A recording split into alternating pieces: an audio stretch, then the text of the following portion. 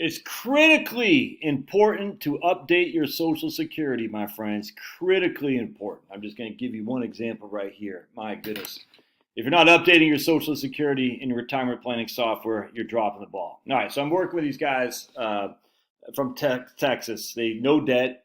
They own. I did a video last year, which I'll put a link in the show notes. That they retire with only $188,000 of investable assets? And the answer was yes. Now, the issue is the husband, we'll call him Dan.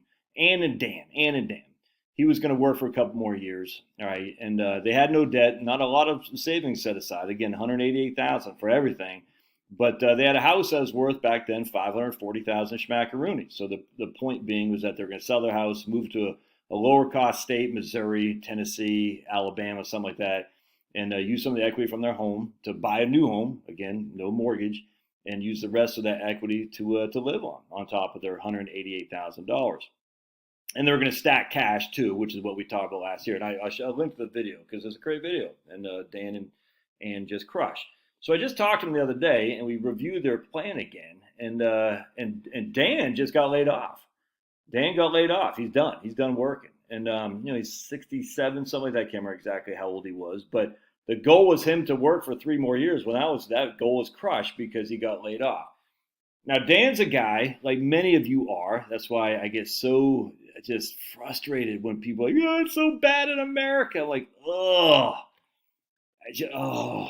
Dan's a guy, a software guy, engineer, I can't remember. But, he's a well-educated type. And he's not afraid to get his hands dirty and work in a crappy little job if that's what it takes to pay the bill. So he was working some highfalutin job in the aughts. He got laid off, and he said, I need money. I'm going to go to Lowe's or Costco or Walmart. I can't remember. He went to some retail thing, and he worked until he found a new job a couple years later. I mean, it's just, this is what we do. This is what Americans do, man, is we adapt and overcome. It's just, we're so damn resilient. Just give the, like, you will sit there and say, I'm resilient, but that guy down the street isn't. And that guy down the street is like, I'm resilient, but that guy down the street isn't. And you're both resilient.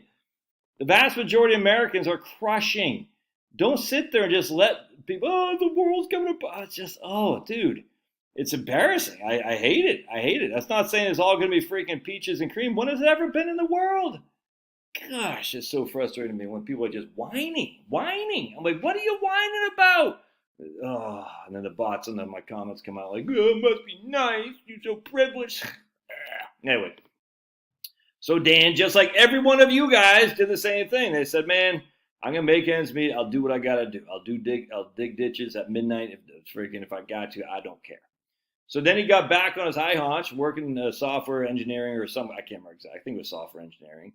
And now he just got laid off. And again, we had thought he was going to work until he was 70. He's a little bit older than Ann. Like 6 years older, maybe 8 years older. I can't remember, 10 years, something like that. And he was going to do that to take Social Security at 70 and instead work until he was, until he's 70, and then he'd take Social Security. All right. And then they'll sell their home and move to Missouri or something like that. All right. Well, those hopes and dreams are crushed because he got laid off. Now, here's the interesting thing. I'm going to share with you a little bit of this video. Check this out. All right. So watch. Much. She's not working right now. It's not much. Be $1,204 is her PIA, and she's going to file early. All right, so you hear that. Her PIA is 1,200. I'm going to sneeze. Hold on a second. 1,204 was her PIA. All right, let's keep going. Share with you why. 1,204 is her PIA. She'll file early. It'll be 30-something% of that right there, so $800 or so. Dan's, on the other hand, is right here. Right now, his PIA is 2686. He'll file at 70 because he's older and most likely the predeceased old. All right, hold on. Hold on a second. I got to go back. You're going to have 50,000 a year in Social Security when Dan's 70. All right, so between Dan and Ann, they're going to get about 50,000 a year in Social Security. All right, that was back then. Check it out. All right, cool. Watch this. We're going to get about 63,000 a year in Social Security. That's a big jump, dude, because of huge cost of living adjustments. Look at that. So they were going to get about 50,000. Now they're going to get about 63,000. Now probably a little bit more than 50,000 in the past, but still, that's an extra $10,000 a year in Social Security because that massive cost of living adjustment we had last year. It's huge. And I think we ran the numbers from I can't remember exactly, but if you got to update your Social Security, you have to, because if you don't, your numbers are less than what you're actually showing. Because I mean, literally, this is $10,000 a year difference for Dan and Ann. Now, does that make all the difference for them? No. Actually, their house went down in value. It used to be 540. Now we're saying 490 because there's a couple other houses on the market that they're trying to list now. But they got what happened was in the Dan's last since we met a year, something like that, a year and a half ago, something like that. He's been stacking cash. All right, so they got a lot of cash now that they can wait. So they're going to list their home. And obviously I'm not going to show that to you, but they got a lot of cash that they stacked because he's making 120. Now he's done, but over that 120, they had no debt. He was able to stack cash. So I think they got like, I don't know, $80,000, $90,000 of cash right now, maybe even 100,000. I can't remember off the top of my head. He stacked cash. On top of that, the markets fell. All right, so the markets fell. So their portfolio is actually less than what it was, but with the cash they've been stacking, they have a liquid net worth that's higher. Social Security is $10,000 a year higher, even though the house went down in value. Interesting. Isn't that weird? Yes, it is. Yes, it certainly is. They're going to spend about $6,000 a month in retirement. That's $72,000 a year. They'll live off their savings until Dan files for Social Security. $6,000 a year. They get about $5,500 from their portfolio, from their Social Security. So they're going to sell their house. We'll just say $500,000 they sell it for. They buy another one for $300,000, give or take. So we've lost. Before they were going to sell their house for $550 and buy one for $250. Now we're selling our house for $5 and buying one for $3. So we've lost $100,000 in equity and net worth in terms of their ability to sell and purchase something. So they got $200,000 of equity now, and they might be a little bit higher, frankly. We don't know, but it'd be as many $200,000. Plus now they're sitting on not 188 in liquid assets. They're sitting on, I forgot what it was. Hold on a second. Let me see what they got here. Now they're sitting on their total net worth is 776, whereas before it was like 725.